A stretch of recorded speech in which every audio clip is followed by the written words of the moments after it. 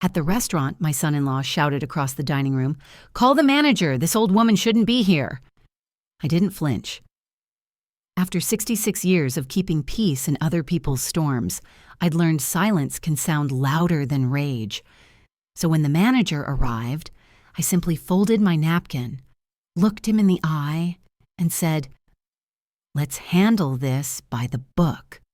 That night, a single sentence turned humiliation into authority, and it was only the beginning of what they'd learn about me. Before I continue the story, please subscribe to the channel and tell me in the comments where you're watching from. Florida, California, or somewhere else across this wide country of ours, the river tells the truth even when people refuse to. From my corner table, I watch its skin take the last spring light and carry it east beneath the bridges. The dining room keeps its hush, polite, moneyed, practiced. A server sets down coffee without being asked. I thank her. She smiles the way people do when they've learned to move quickly around older women, as if we're furniture to be dusted and stepped around. I wrap my hand around the cup and feel heat like a small animal breathing. I keep to the corner not because I must, but because it remembers me. I open my wallet. The leather has gone tender at the hinges, the stitching like a seam in an old palm. Tucked behind the license lives a paper rectangle whose edges have feathered from years of sliding in and out. The club's old membership card. The stamp has faded to the color of laundry water, but the initials in blue ink still stand. L, H, the tail of the H stubborn and dear. Lamar always made a flourish where none was needed. He said a little grace never hurt a ledger. I brush my thumb over the letters like prayer.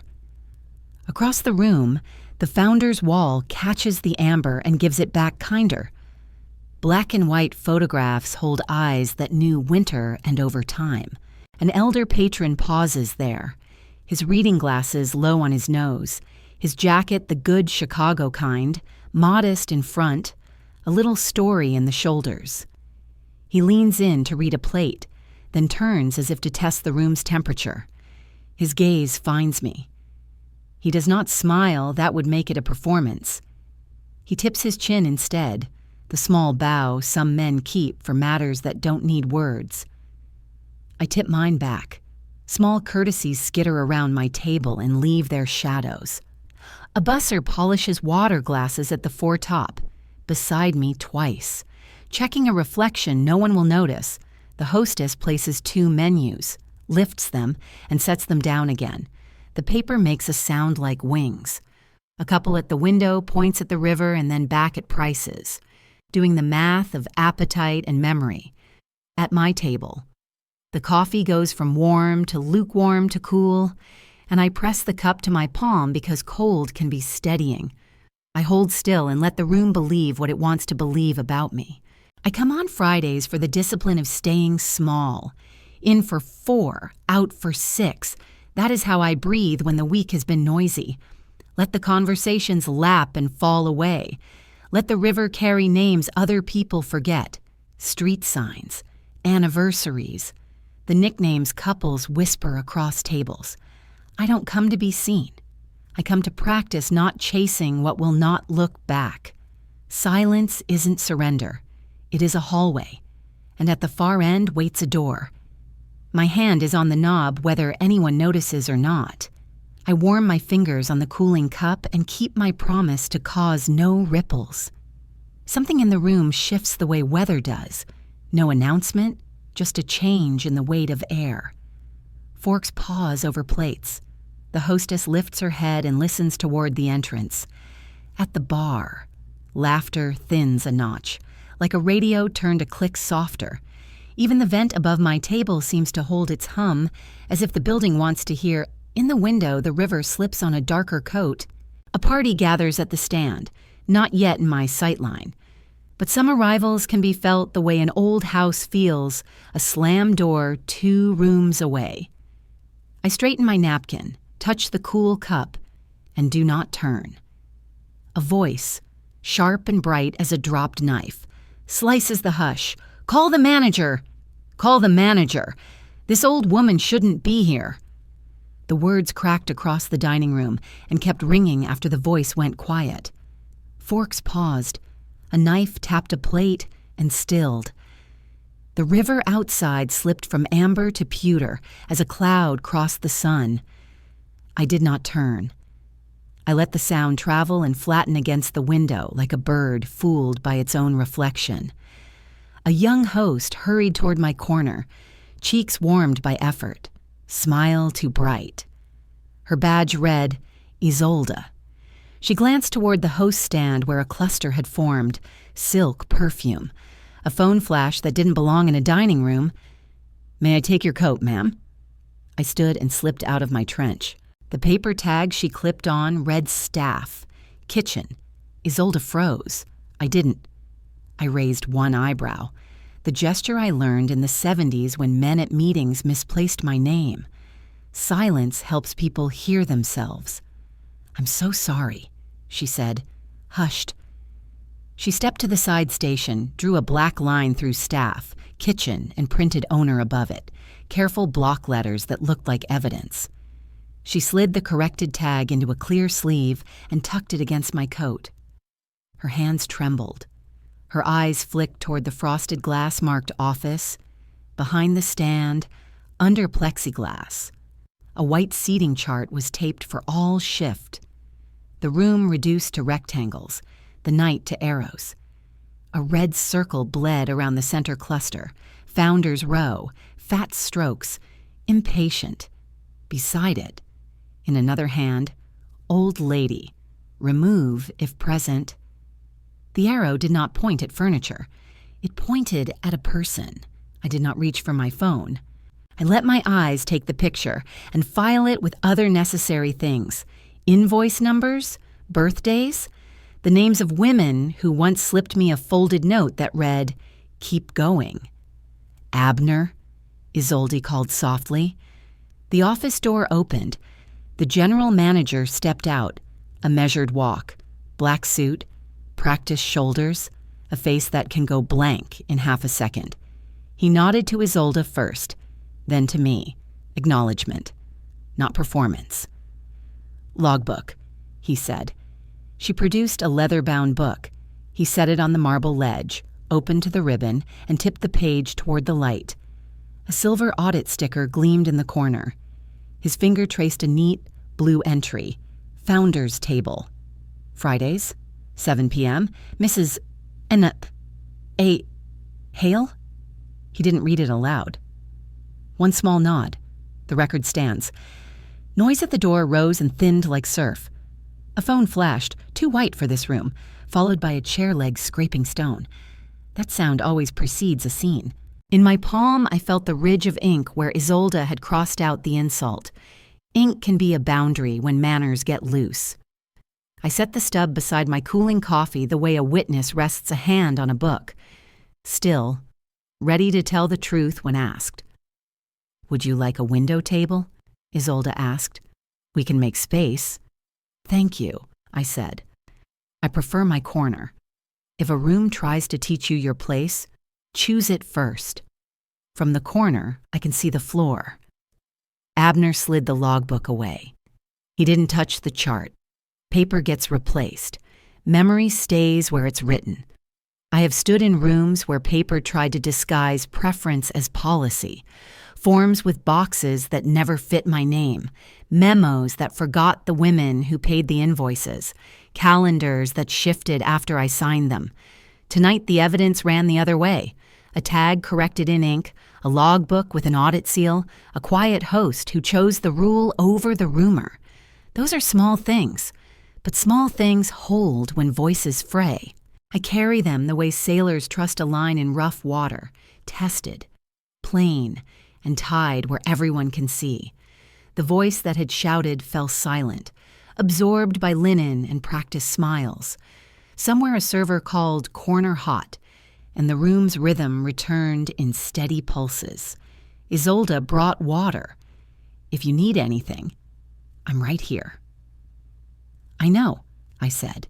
The quiet professionalism of a young woman with a marker pen can keep a night from splitting. Laughter rose at the entrance, Too bright. The river outside darkened and took the city's light in broken lines. My coffee stayed cold on purpose. I have a rule for rooms that dress themselves as civilized. I do not raise my voice. I make the room own its rules. Paper, ink, record, routine. Rails that keep a train from wandering into the river just because somebody felt important. Abner repositioned 2 servers, clearing lanes. He checked the time, then the door. The frosted glass showed a blur moving closer. He lifted his chin a fraction. Ready. Isolde took one breath and set her shoulders. I centered my cup and the little tag beside it. 2 plain witnesses. The chair scrape came again, closer, followed by the squeak of a phone mic. Diners tilted their heads the way birds catch a weather change. I stayed where I was and watched the reflection. Not the source. A jeweled hand tapped the plexiglass over the seating chart. Tap, tap. Isolde didn't flinch. She slid the chart out, replaced it with a fresh copy, and lowered the pane in one smooth motion.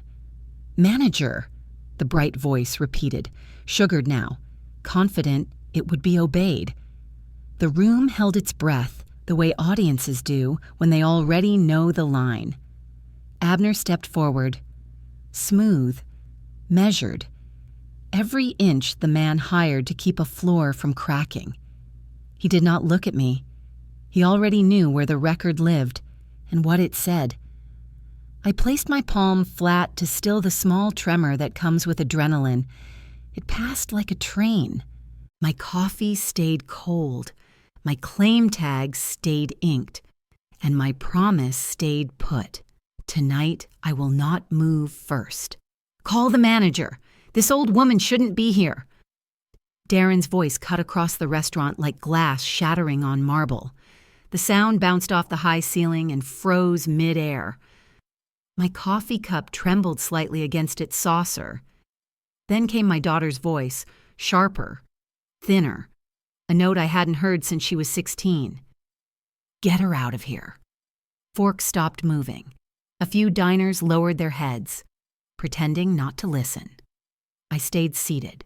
My coffee remained cold and deliberate. The quiet companion I chose over chaos. Isolde's eyes flicked toward me from the host stand, one small plea asking how far this would go. I gave no signal. I let the moment show them to themselves. I stood, not to plead, but to steady the air. I smoothed my cardigan, aligned the seam of my sleeve, and walked toward the host stand. My shoes didn't click. They whispered. I greeted Isolde first. "Good evening," I said softly. I didn't look at Darren or Aileen. They were loud enough to introduce themselves. Aileen's voice, brittle but confident, rose again. "She doesn't belong here. She's confused. Someone should help her find the right place." She didn't use my name. She pointed without looking. Darren laughed once, low and smug. "This is high end," he told the nearest server. "We have a reservation." The words weren't new to me. Only the audience changed. Around us, the hum of conversation thinned. One couple at the bar asked quietly for their check. Another woman whispered, "That's her daughter?" I rested my palm on the corrected coat tag, the one that read owner. The inked ridge pressed into my skin like a promise to stay upright. Isolde's throat moved once before she spoke. "Mrs. Hale has a standing reservation," she said. Voice crisp, steadying herself on procedure. Darren barked a laugh. "You can't be serious." His hand brushed Aileen's elbow, a gesture meant to steer her toward righteous outrage. "You know she does this," Aileen said to no one and everyone. "She shows up and expects special treatment. Ageism wears perfume and smiles. Tonight it wore my daughter's earrings." "She gets confused," Aileen repeated. "This isn't a senior brunch." I watched the faces around us tighten. No one laughed now. Someone's spoon clinked against a bowl, a nervous percussion. I breathed in through my nose.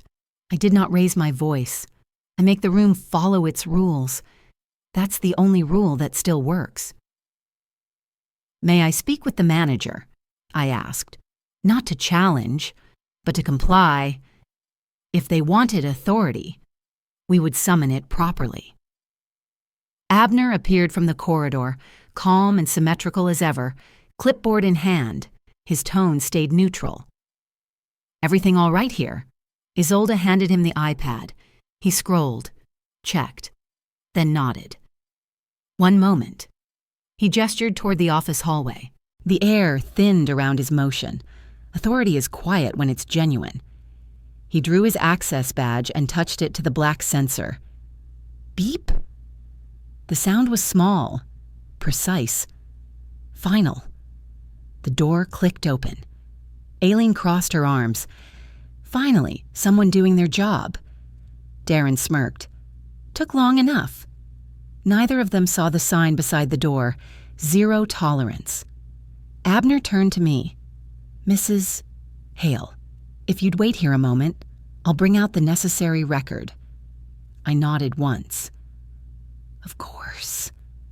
My voice didn't tremble. Aileen's did. The first sign of doubt arriving late. The dining room began to breathe again. A server cleared a table too carefully, plates muted against cloth. The light on the river dimmed to steel. My coffee and the coat tag rested side by side on the host stand. Two small witnesses with perfect memories. The door to the office closed behind Abner, the sound clean as punctuation. I stood where I was, neither invited nor removed, watching my reflection in the glass of the seating chart. A woman waiting for rules to do what people failed to. Abner returned with a leather binder tucked under his arm and set it beside the host stand's iPad with a deliberate thud. Conversation thinned again. The room remembered we were still at a crossroads. I remained at the corridor threshold by choice, my palm against the corrected coat tag in my pocket, the ridge of ink a small spine to lean on. Isolde steadied her pen above a notepad, waiting for the cue that would separate noise from process. Aileen and Darren watched the binder as if it might bite. Abner faced me first. Not them, me. "Ma'am, how would you like to handle these guests?" The line was soft and surgical. Air seemed to leave the room like a window had been opened onto lake wind.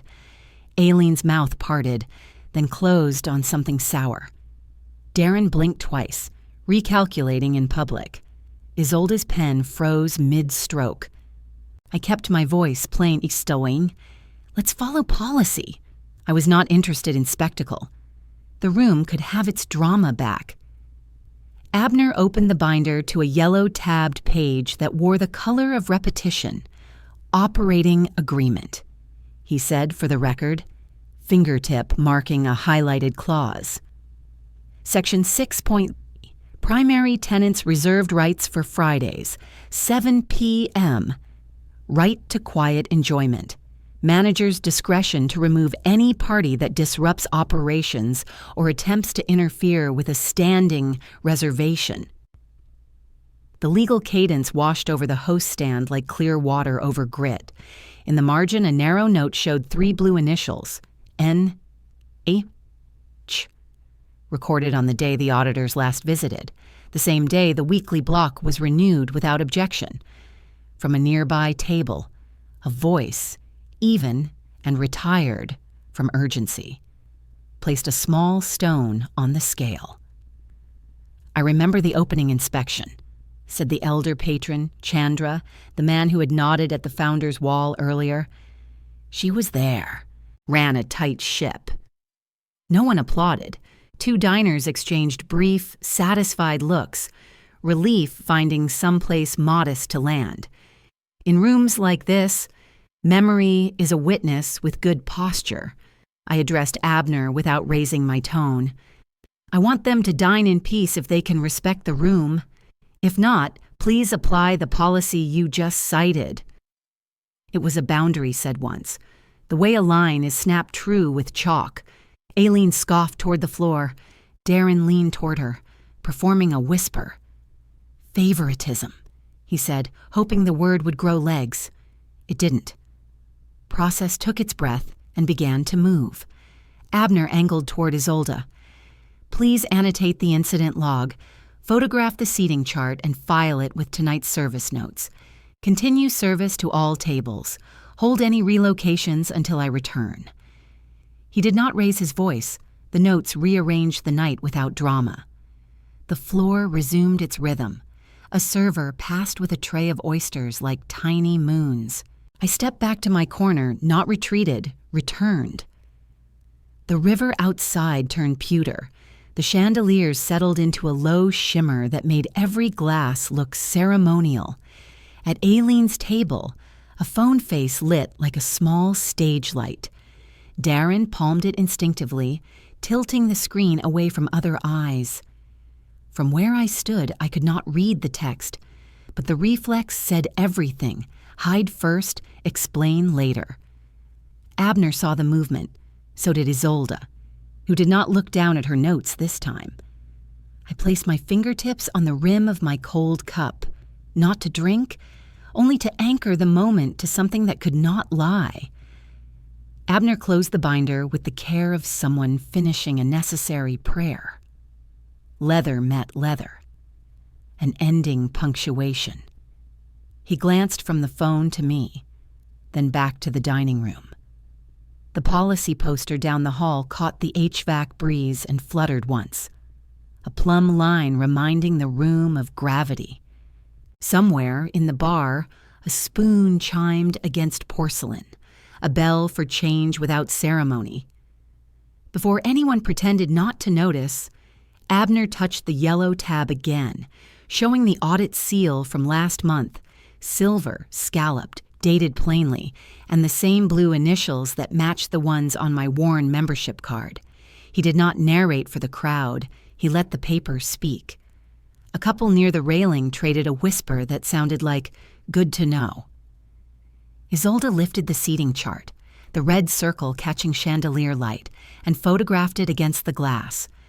A server reset a water glass so gently the water barely quivered, as if the glass had decided to breathe with the room. No victory speech, no scolding. I counted my breaths, in for 4, hold for 4, out for 6, and let the room right itself. If consequence was coming, it would come as process, not theater. Behind the host stand glass. The red-circled words waited to be filed and retired to a folder that would open again if needed. My coat tag pressed its ink ridge into my palm. 2 letters louder than all the noise. Owner? Aileen tugged at her bracelet, impatience dressing itself as elegance. Darren kept one shoulder turned as if that angle could erase the glow in his hand. The river slid past windows, indifferent and exact. I was ready to leave the rest to documentation. I was also ready, if asked, to finish the sentence we had started. I adjusted my cardigan cuff the way I do before signing anything that matters. Rooms like this remember paperwork more than promises. That used to sting. Tonight it steadied me. Lamar taught me to let documents speak first and to speak only once. When it counts, a phone buzzed on their table, bright with a message they did not want the room to see. Abner's eyes flicked to the screen first, then to me, and the decision wrote itself in the space between us. The buzz began as a whisper on their table, barely audible, yet it cut through the dining room like a gnat in still air. Darren tilted the phone under the edge of a menu. Aileen leaned in, her hair falling forward like a curtain. Their voices dropped to a quick, clipped rhythm, defensive, synchronized. From my corner, I watched without turning my head. The glow of the phone's screen cast a pale light across the linen, a truth trying to be hidden but too bright to disappear. Isolde's pen froze halfway down a page. Her eyes moved from their table to Abner. He caught the signal without a word. A single nod, managerial, deliberate, passed between them, the kind of silent cue that meant policy would take over now. I stayed still, my cup untouched, my coat tag cool in my palm. The phone buzzed again. Darren reached too fast, knocking his knife against the plate. The screen flashed upward, bright enough for nearby diners to catch a glimpse before it dimmed. One line, locked and plain. Keep her out. Use dress code if needed. The timestamp sat above it. Today's date. The hour exact. A couple at the next table leaned back in quiet shock. The phone slipped from Darren's fingers and clattered face up. No one said a word. The room read the message together in silence. Abner stepped forward with the efficiency of someone long trained for these moments. "Excuse me," he said evenly. "May I document this for our records?" His tone was procedural, not punitive. Darren muttered something about privacy. But Aileen didn't answer. Her face had gone pale. Abner lifted the incident tablet from the host stand, stated for the log, "Visible message on unlocked device. Potential coordination to exclude a patron." He photographed the lock screen after obtaining consent in clear terms. 2 witnesses, the couple who'd seen the text, gave their names. I said nothing. My hands rested on the coat tag and the cold cup, the same 2 silent witnesses as before. Isolde adjusted the seating chart and waited. Abner's notes were short, factual, the way truth should be when it doesn't need drama. He read the house policy aloud, his voice steady enough to be heard by every table, but calm enough not to humiliate. Zero tolerance policy. Harassment, targeted exclusion, or manipulation of service constitutes grounds for immediate corrective action, including suspension of privileges. His eyes met Darren's, then Aileen's. This text meets that standard. Aileen's lips parted, but no words followed. Darren stared down, searching for some defense that wouldn't sound small. None came. Abner completed the form, fingers steady on the screen. "Effective immediately," he said. "Reservation privileges for both parties are suspended for 6 months. You may complete your meal tonight if decorum is maintained. Otherwise, you'll be refunded and escorted out."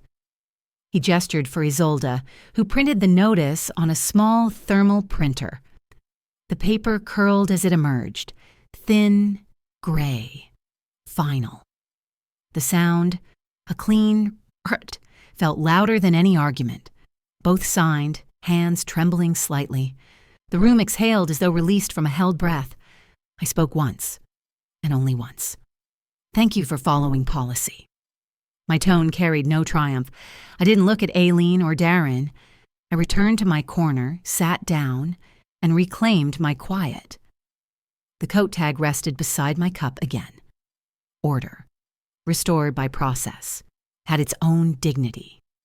Around us, life resumed.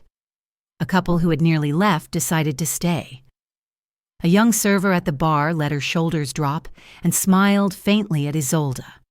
Chandra, the retired inspector, finished his glass of wine, placed his napkin with military precision, and gave Abner a single approving nod before heading out. The river outside darkened to slate. Inside, the dining room steadied. On the host iPad, a new email alert flickered across the top corner. "Brand asset usage approval required." Abner's eyes caught it, and for the first time that night, I saw a hint of tomorrow's consequence taking shape. Abner glanced at the host iPad, where a banner blinked. "Brand asset usage approval required." He tapped it open. Isolde angled the screen so he could read without blocking the walkway. A clean vendor email filled the glass. Formal, polite, unmistakably firm. They needed confirmation before printing a run of flyers that used our crest and the phrase "Founders Night." The request listed a client name I knew too well, Aileen and Darren Catering.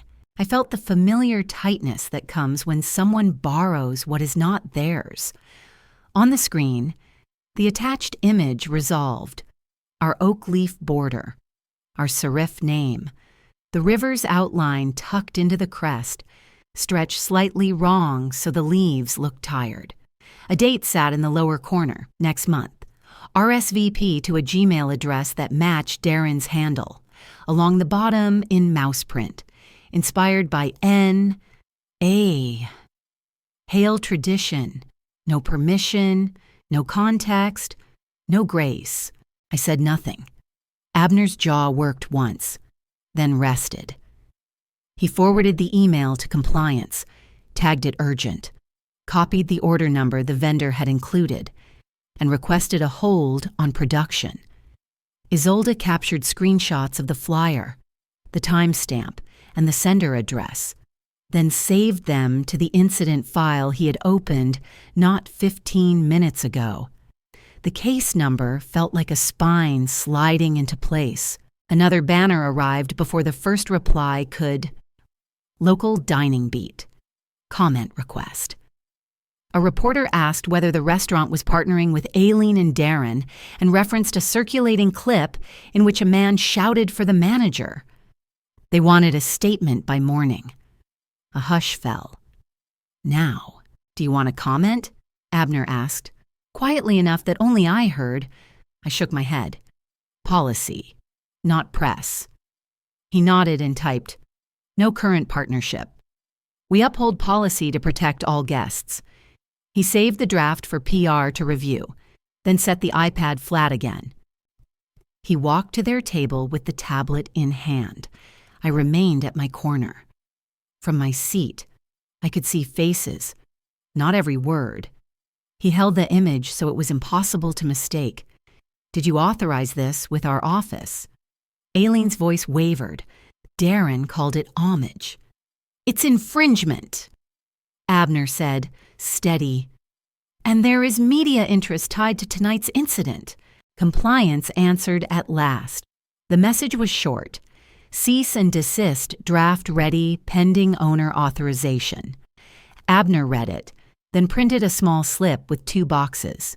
Withdraw all materials and post a correction tonight, or receive formal notice Monday. He set the slip on their linen as if it were a place card. Darren stared at the boxes without checking either. From my table, I spoke once. Not loud, just even, respect the crest, or remove it. The sentence felt like a line drawn with a carpenter's pencil. Dark, straight, unwilling to smudge. Isolde refilled waters at the surrounding tables. Silver chimed softly. Conversation resumed in cautious threads. At the bar, the young server who had flinched earlier folded a napkin with new confidence. Outside, the river took the last light and kept moving. Abner returned to the stand. A fresh ping. Source file access traced. See attached. He opened the attachment. A log of downloads scrolled up the screen. Timestamps, IP ranges, device type.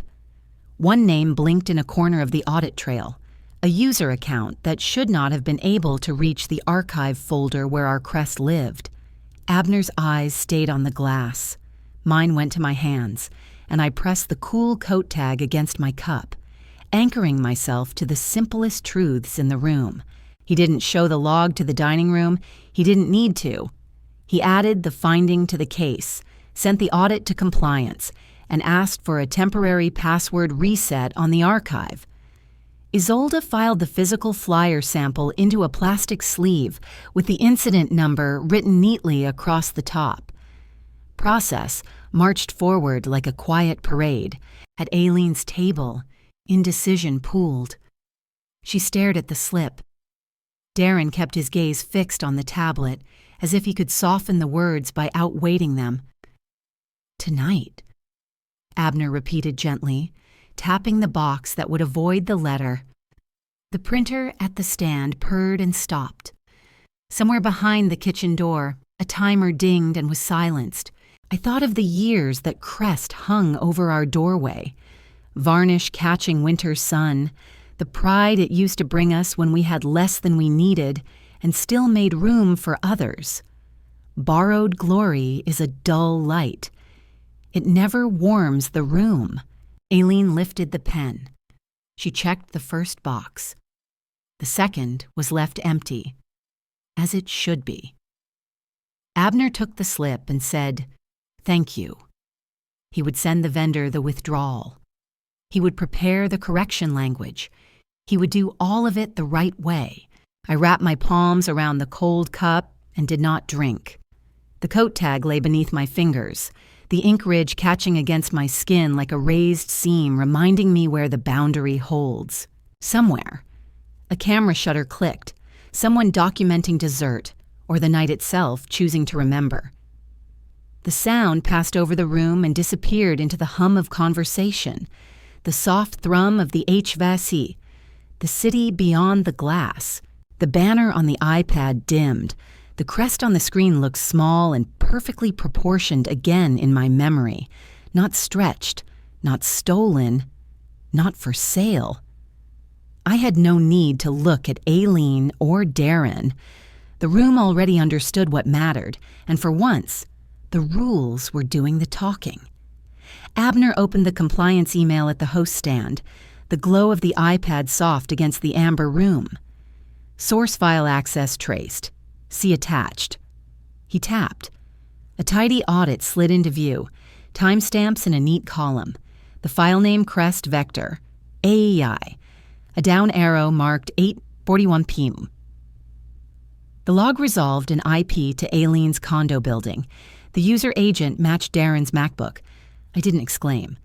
I steadied my breath and let the facts do what my voice would not. The PDF wore a faint watermark compliance copy, like an institutional memory laid across the page. It showed a path I knew and wished I didn't, archived to vendor to home. 5 months ago, according to the chain, our protected folder had been shared for a routine layout update. The recipient name was familiar in a workmanlike way. May Patel, a freelancer who once formatted our seasonal menu. Nothing sinister there. Later, a new request appeared from Aileen's Gmail. Heritage Crest for family-sponsored event. May replied with a compressed PNG.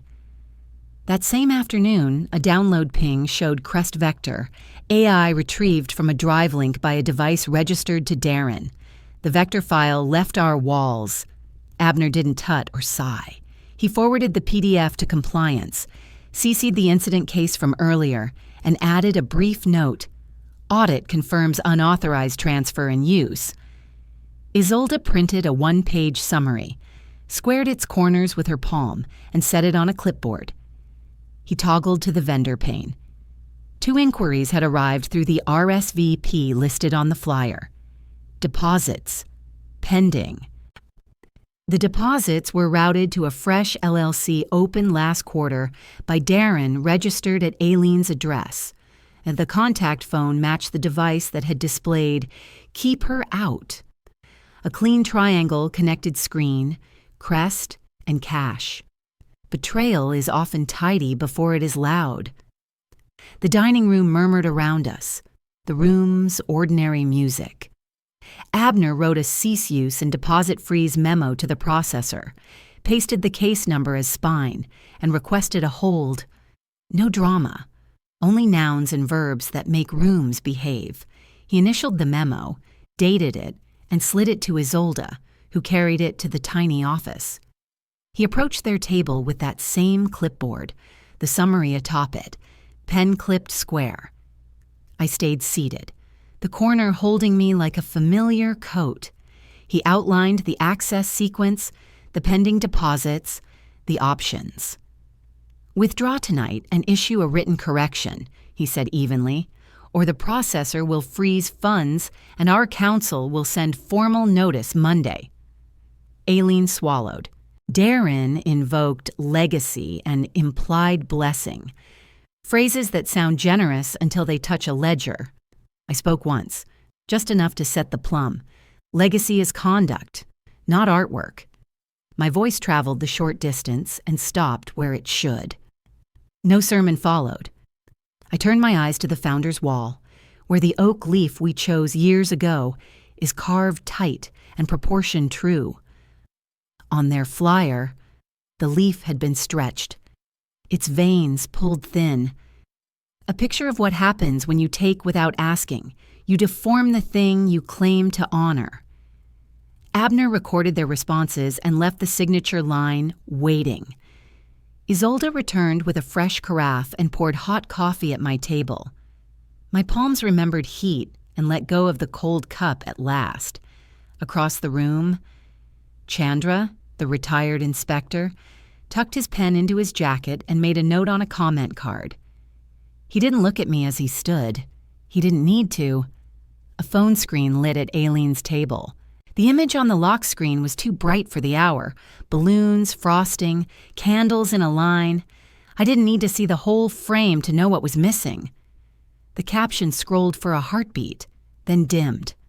I set my cup down. Policy binds a room, but absence unspools you in places no paper reaches. Abner's iPad chimed again. Compliance confirmed. Deposits frozen pending notice. He exhaled through his nose, steady again. He closed the audit window, emailed the vendor to withdraw use of our crest, and added a short line for PR. Correction posted by involved party will suffice. Otherwise, statement at 9 a.m. He kept everything spare. The room adjusted itself as if by instinct. Conversations resumed at their natural height. A server's shoulders lowered as she set down a steak. The river beyond the glass rolled black, carrying a ribbon of light. I traced the ink ridge on my corrected coat tag, that small proof of a boundary restored, and took another sip of coffee while it was still honest and hot. Abner returned to their table with a neutral patience that can feel like mercy or like a mirror. He indicated the line again. Aileen's hand hovered, then dropped. Darren squared his jaw, but his eyes flicked to the door that led to the office corridor, where the policy poster hung like a verdict. The pen made a brief sound against the paper. Whether they checked the right box or left it empty, Abner would log it the same way, clearly. Chandra paused at the host stand on his way out and spoke a single sentence I only partly heard. Something about policy honored. Isolde slipped the signed page, whatever it ended as, into the incident envelope with the earlier documents. Paper nested into paper. The case thickened. I did not look at my daughter. Love had not left the room, but entitlement had been asked to wait in the hall. I finished the cup, and the heat reached my chest like a small lamp turned on inside. The river kept moving. The crest stayed put. The cup stayed warm. So? Aileen's phone lit again, bright as a candle held too close to a child's face. A thumbnail swelled, my grandson before a sheet cake. 7 flames in a careful row. Someone's hand behind him to shield the draft. The caption read, "Closest family only." The room's hum softened until it felt like I was listening from underwater. I looked away first, not because I couldn't bear it, but because I would not turn a child into evidence. I stepped to the glass vestibule to find different air. The door sighed and closed. Spring wind lifted the hair at my temples. The river moved. I set my palm to the cool pain until the heat in my chest slowed through the glass. Abner watched from the host stand and pretended to straighten menus. He let me be. That was a kindness more useful than a speech. Aileen and Darren slipped out a minute later, all briskness and phones. "We just need a second," Aileen told no one, already angling for the revolving door. They didn't see Gilbert at the curb, shrugging on his canvas jacket, tie loosened, the long day easing from his shoulders. I meant to head home without crossing paths, but the sidewalk caught us together like a net. Darren kept his voice low, the practiced whisper of someone who thinks a quiet tone erases a harsh idea. "She'll be gone soon anyway," he said, checking the street for a rideshare. Aileen's reply spilled out fast. "We just have to keep her out through the launch. After the press hits, people will connect the crest to us, not to some history lesson." Gilbert stopped by the planter. He didn't take out his phone. Traffic hissed along Kinsey. The facade held its amber glow against the blue evening. I kept my shoulders square and my mouth closed, knowing the paperwork already carried my name. The gust off the river carried icing sugar and fryer oil and the faint copper of the bridge. A boy on the riverwalk counted 1, 2, 3, and blew. "The crest buys respect," Darren said, impatience sharpening the vowels. "And the old woman ruins the story. We use the space. Then we're set." He tugged Aileen's sleeve as if to pull her into agreement. The word old didn't offend me. It described the years I had survived. What snagged was the way he cut me down into a plot device. Aileen murmured, "The deposits hit once the invites go out. Legacy night. Donors love a legend." My stomach cooled as if I had swallowed the river. Gilbert turned one step toward the door. We re-entered without theatrics, just 3 people coming in from the wind. Abner looked up at Gilbert's tap on the doorframe. Gilbert kept it short, the way professionals do. Abner opened the incident file on the tablet and typed a contemporaneous note. He tagged it "Staff Witness Statement," added "Sidewalk was at Con Bank's west entrance," and stamped the time. "I'd like to stick with policy." I told Abner, "No scene." He nodded. His pen scratched a brief addendum to the suspension. Pattern of remarks targeting a protected guest, overheard by staff. He printed it to the back office and returned to work. Plates traveled out. Silver chimed once. A couple by the window chose dessert instead of the check. Aileen and Darren hovered by the vestibule as if the glass were a curtain. Aileen checked her phone again. The candle image glowed, then shrank, then slept. I did not move toward it. The picture was not a summons, it was a mirror, and I had no need to look twice. I held the door for an elderly couple as they arrived, the man's hand soft on my elbow as he stepped through. "Welcome," I said, and meant it. Gilbert slid a folded comment card under the host iPad for Abner to find when the rush eased. He slipped into the night. Isolde reset the brass stand for morning, wiping fingerprints in small halos. The whole place seemed to breathe from the floorboards up. After a storm chooses a different street. Out on the river, a tour boat idled, its guide named architects I'd had coffee with decades ago. I let the names drift by. I was not a docent for my life tonight. I was a woman who had held a line and kept it from fraying. The coat tag in my pocket pressed a ridge where the marker ink had dried.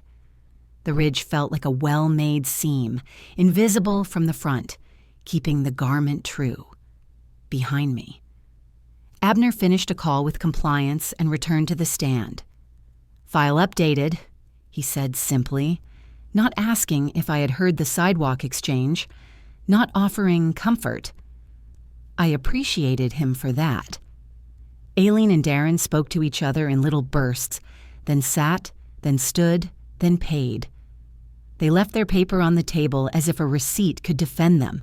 When the revolving door gathered me for my own exit, the air outside had cooled another degree. I watched one pale ribbon of breath vanish. Somewhere down the river, the child made his wish. I hoped it was for something simple, like more time on the swings. Children should not have to wish for fairness. That is an adult's job. I looked once more at the sleeping screen from across the room. 7 flames. 7 small suns doing their definite work against the dark. I did not count years. I counted the steadiness. Then I stepped out, held the door for a stranger, and kept my dignity where it belonged, on my side of the threshold. Inside, the river of conversation regained its current. A server refolded a napkin into a crisp triangle and set it by my plate as if returning a small flag. I touched the porcelain once, claiming nothing, surrendering nothing, and let the quiet stand beside me. Abner unlocked the private room, and I stepped in first. The oak inlay caught the track lights the way a river holds sunset, quiet, certain, not asking applause. He left the door ajar so the floor could see. My palm rested on the seam. It felt like an oath already taken. I stood still until the air settled around us. Isolde set a narrow spotlight and adjusted it with the gentleness she usually saved for Crystal. The beam swept across the glass and stopped on the oak wall, plaques in a sober column. Brass warmed by time. There it was, 2 lines that belonged together, Robert Hale and N. A. Hale. The crest line etched in the corner met the strokes of my initials as if they had been made on the same breath. Aileen's shoulders tightened. Darren's eyes looked for a place to land and found none.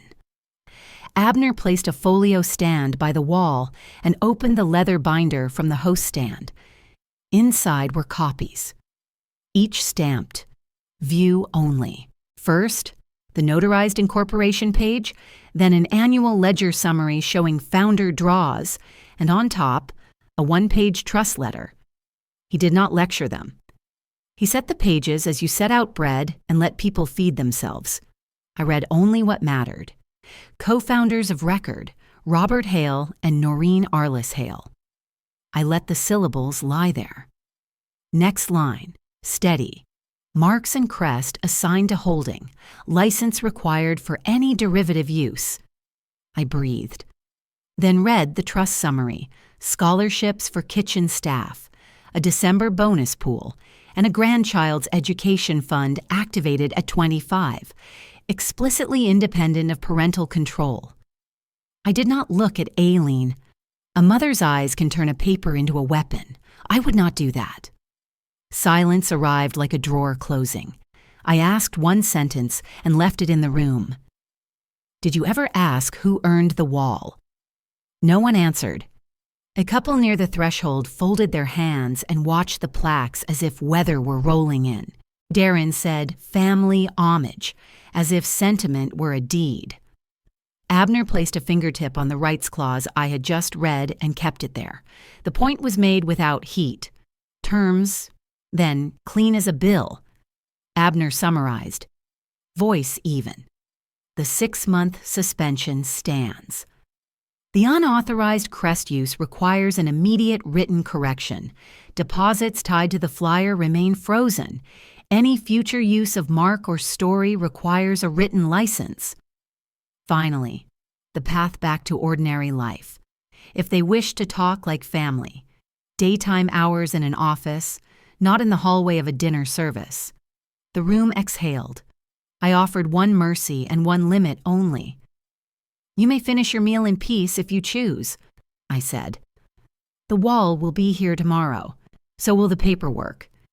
It was not grace for the record. It was grace for the staff who still needed to believe in hospitality. Aileen's mouth set.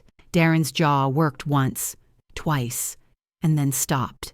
Isolde photographed the folio pages for the file and dimmed the spot a fraction, enough to return light to the living faces outside. The 2 couples slipped back to their tables. No one clapped. Good. Applause would have made this theater. We chose paper instead. I closed the folio and handed it to Abner. The binder felt the way accountability should, neither heavy nor light, simply exact. He slid it under his arm with a nod that belonged to the work, not to me. On the main floor, service resumed its rhythm. Pour, place, step, pivot. A server refolded a napkin, and the triangle stayed crisp.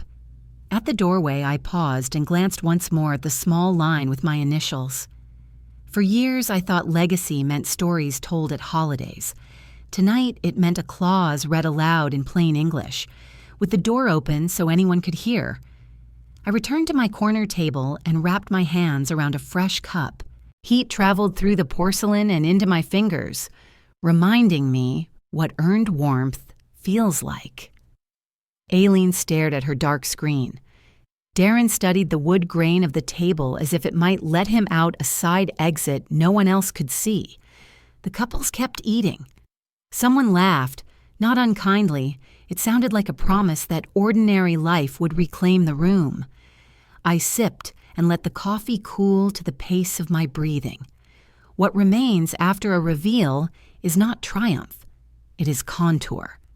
The wall would be there tomorrow, waiting for school tours and staff parties and people who like to touch brass because it steadies them.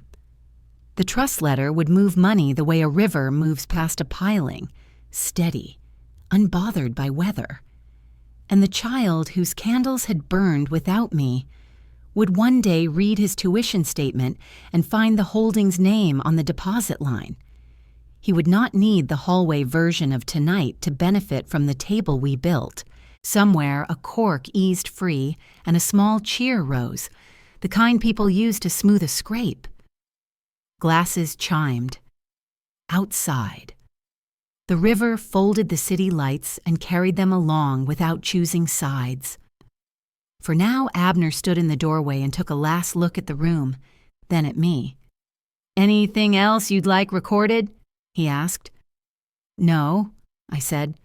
"The wall has said enough." He inclined his head and closed the binder, snap. A small click, like a period. The oak caught the light again and let it go. I finished my cup and felt the seam in the coat tag pressing my palm. Outside, the river kept its appointments with the bridges. Inside, the staff finished theirs with the checks. I rose, steady, and left the door ajar, open, so memory could walk in and out without asking permission. The room closed with a hush that felt earned.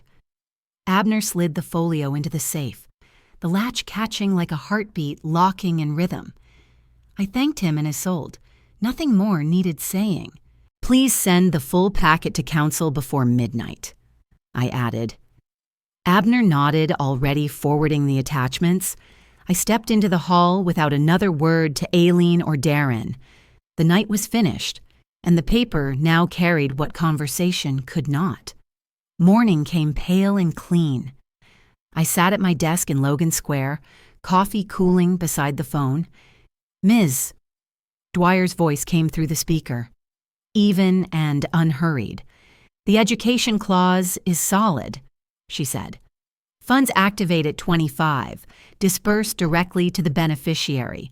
Parents have no access or amendment rights." I could hear her typing.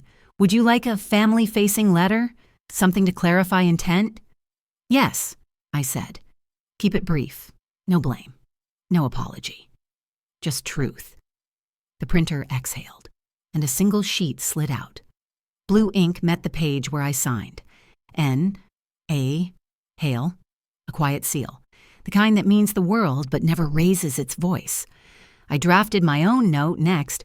Not legal, just human. Monthly Sunday lunches. Welcome, if civil. Weekly park visits with your son, whether you attend or not. No financial discussions will be entertained. Each line was its own small guardrail. Mercy, but not memory loss. I folded it once, placed it beside the trust letter. By late morning, I met the courier outside the South Loop condo. He was young, polite, wearing gloves for the paperwork.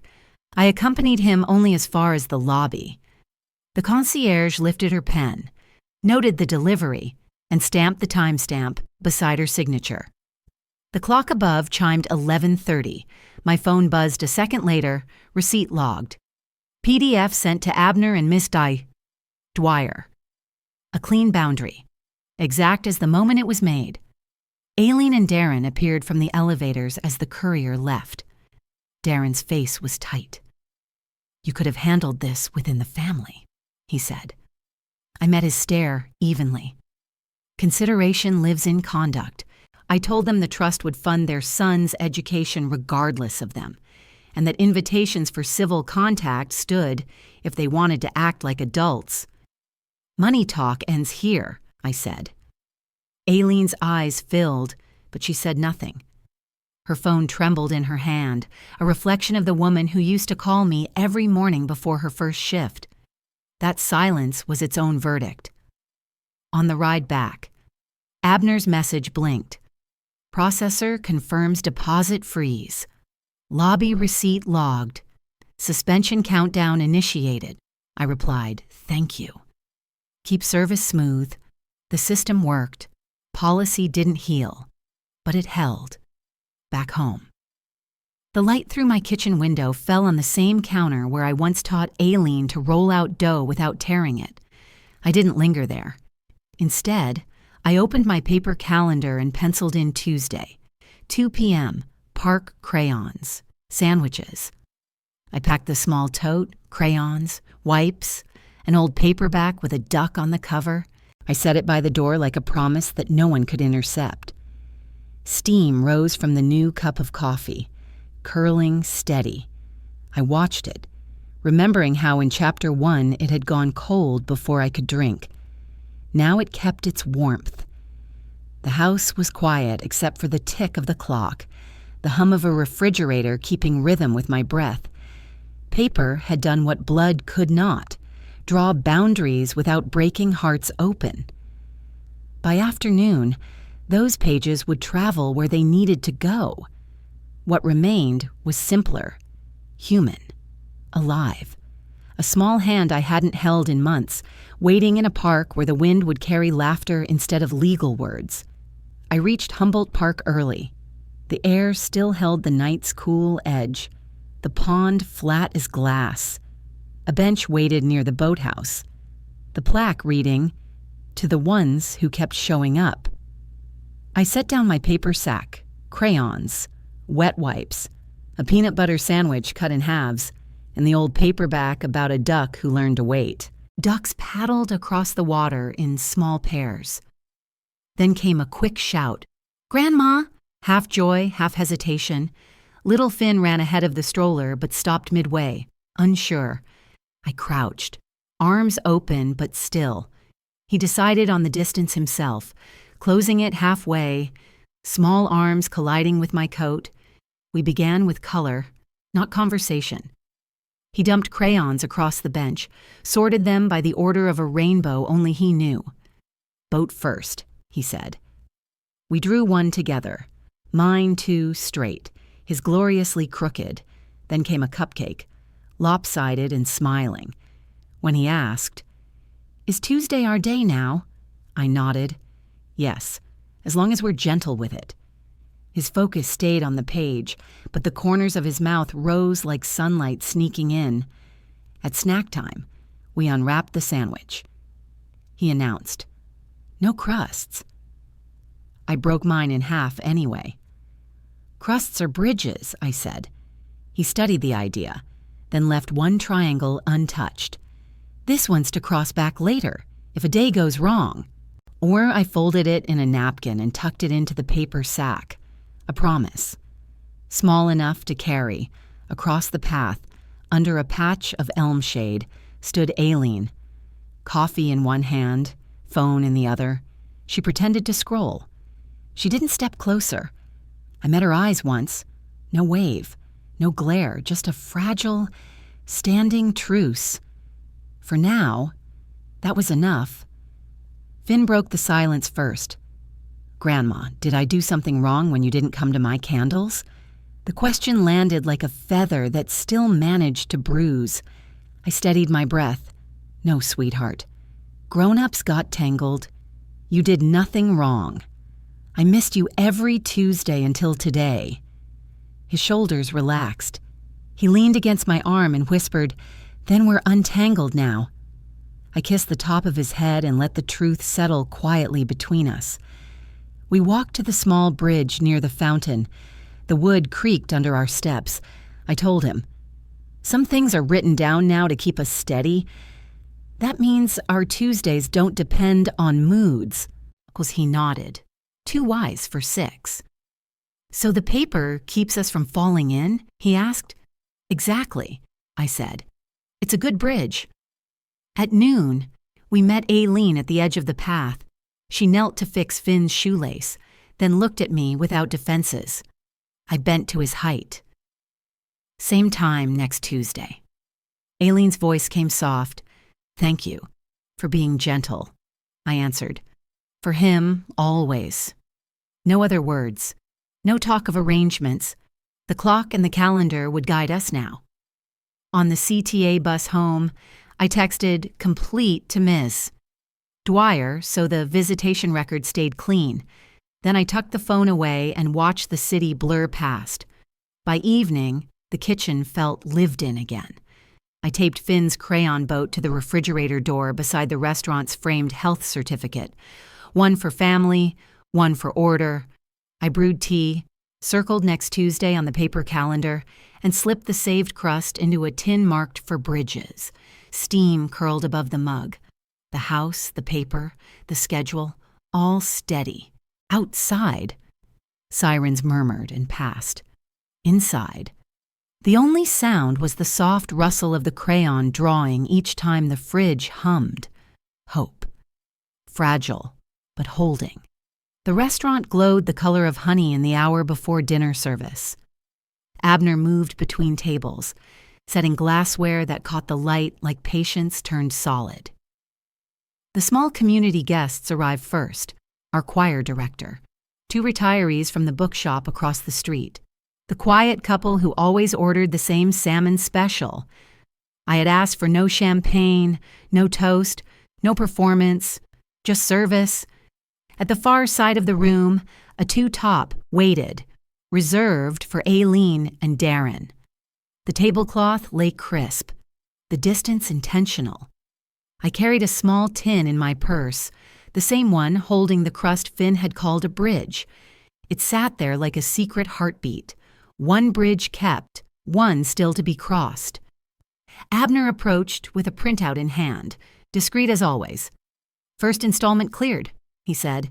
The bank confirmation showed the restitution transfer had arrived. Clean, verified, logged. I forwarded the PDF to Miss Conan Dwyer. Her reply came seconds later.